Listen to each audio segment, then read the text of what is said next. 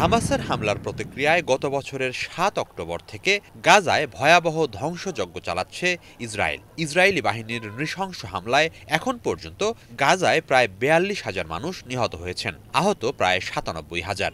বর্বর এই ধ্বংসযজ্ঞকে গণহত্যা বলে অভিযুক্ত করা হচ্ছে। দেখতে দেখতে ১ বছর অতিক্রম করছে গাজা যুদ্ধ। এ প্রেক্ষাপটে বিশ্ব বিবেকের ভয়াবহতম ক্ষত এই যুদ্ধ বন্ধের দাবিতে আবারও সম্মিলিতভাবে রাজপথে নামছে বিশ্ববাসী।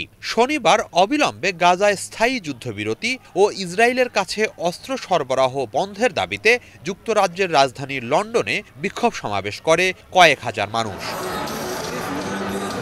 বিক্ষোভকারীরা বলেন, ইসরায়েল গাজায় গণহত্যা চালাচ্ছে, যুক্তরাজ্যের অস্ত্র সেই গণহত্যায় ব্যবহৃত হতে দেয়া যাবে না। এ ব্যাপারে প্রধানমন্ত্রী কিয়ার স্টারমারের দৃষ্টি আকর্ষণ করেন তারা।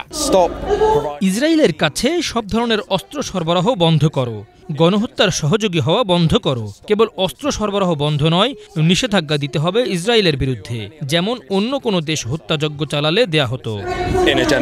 বিক্ষোভকারীরা বলেন, গাজা যুদ্ধের জেরেই লেবানন সহ মধ্যপ্রাচ্য জুড়ে সংঘাত সহিংসতা ছড়িয়ে পড়ছে। এসব থামাতে গাজা উপত্যকায় স্থায়ী যুদ্ধবিরতির বিকল্প নেই। এদিন যুক্তরাজ্য ছাড়াও ফ্রান্স, ইতালি, জার্মানি, স্পেনের মাদ্রিদ ও বার্সেলোনা সহ ইউরোপের বিভিন্ন দেশে ফিলিস্তিনিদের প্রতি সংহতি জানিয়ে বিক্ষোভ সমাবেশ হয় সাউথ আফ্রিকার কেপটাউনেও। সব সমাবেশ থেকেই গাজায় স্থায়ী যুদ্ধবিরতি ও পশ্চিমা দেশগুলোর প্রতি ইসরায়েলে অস্ত্র সরবরাহ বন্ধের জোরালো আহ্বান জানানো হয়। হিজল জোবায়ের, বাংলা ভিশন।